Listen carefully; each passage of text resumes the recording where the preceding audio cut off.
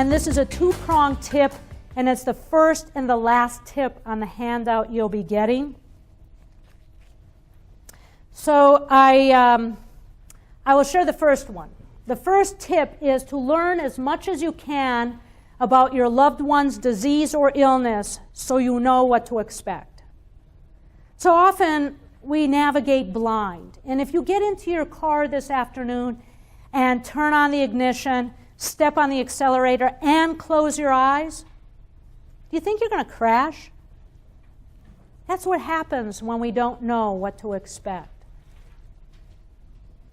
So learn as much as you can about your loved one's disease so you know what to expect.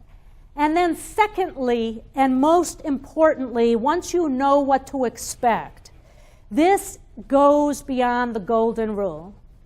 Care for your partner, care for your loved one. Care for your loved one the way you would want to be cared for. That's the golden rule, right? Care for your loved one the way you would want to be cared for. Okay? Here's the diamond tip for caregivers. This is what I call the diamond tip for caregivers because it goes beyond the golden rule. Care for your loved one the way you would want to be cared for if you were living with the same disease or illness. If you were living with the same disease or illness, and that's the last tip on your tips, caregiver tips handout.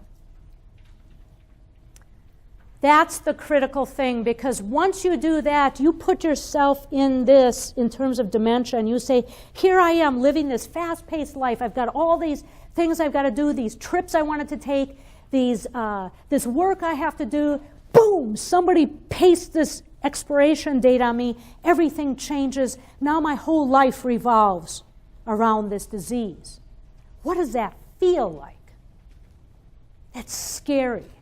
And until we as care partners put ourselves in those shoes, it's hard to care with compassion.